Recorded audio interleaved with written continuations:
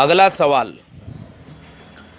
یہ سوال گجرات ضلع پاٹن کے سیوانی گاؤں سے حافظ محمد اظہر الدین صاحب نے پوچھا ہے۔ ان کے دو سوالات ہیں۔ پہلا سوال، اگر نابالغ لڑکا اذان دے اور بغیر وضو کے دے، اگر وضو بھی کرتا ہے لیکن اچھے طریقے سے نہیں کرتا تو کیا اس کے اذان کہنے سے اذان درست ہو جائے گی؟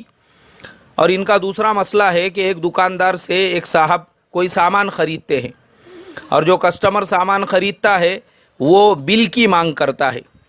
دکاندار جب اس کو بل دینے لگتا ہے تو کسٹمر یہ کہتا ہے کہ مجھے زیادہ پیسے کا بل بنا کر دو۔ تو ایسی صورت میں چونکہ شرعاً یہ تو ناجائز ہے کہ دکاندار اس کو زیادہ پیسے کا بل بنا کر دے، تو دکاندار اس کو انکار کرتا ہے، لیکن کسٹمر یہ کہتا ہے کہ آپ کی بل بک اور کاغذ مجھے دیجئے، قلم مجھے دیجئے، میں اپنے ہاتھ سے بل بناتا ہوں۔ تو دکاندار کے لیے ایسا کرنا جائز ہوگا یا نہیں؟ بھائی ہمارے حافظ محمد اظہر الدین صاحب، آپ کا جواب دینے کے لیے مجھے دو کتابوں کی مدد لینی پڑی۔ سب سے پہلے تو حضرت تھانوی رحمۃ اللہ علیہ نے بہشتی زیور میں لکھا ہے کہ مؤذن کا عاقل ہونا شرط ہے، مجنون ہے، نشہ کیا ہوا ہے اور ناسمجھ بچے کی اذان و اقامت مکروہ ہے، ان کی اذان کا اعادہ کر لینا چاہیے، اقامت کا نہیں۔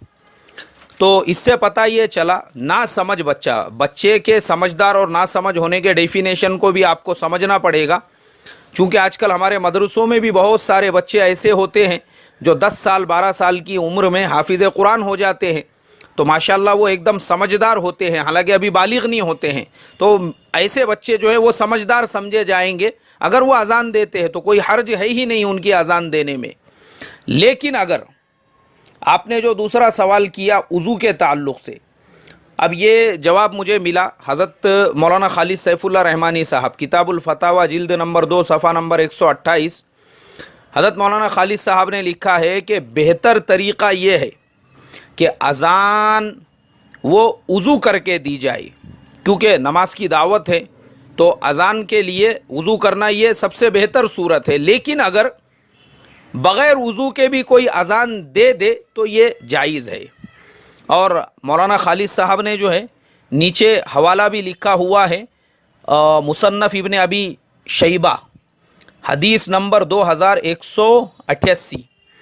تو اس سے پتہ چلا دونوں جو صورتیں ہیں، بچہ بہت زیادہ ناسمجھ ہے، کچھ بھی نہیں سمجھتا اس کو، تو بالکل اس نے اذان نہیں دینی چاہیے۔ لیکن عموماً ہمارے مدرسوں میں بھی 10 سال 12 سال کی عمر میں بچے حافظ قرآن ہوتے ہیں، حالانکہ وہ بالغ نہیں ہوتے پر ماشاءاللہ سمجھدار ہوتے ہیں، کوئی حرج نہیں ہے ان کے اذان دینے میں۔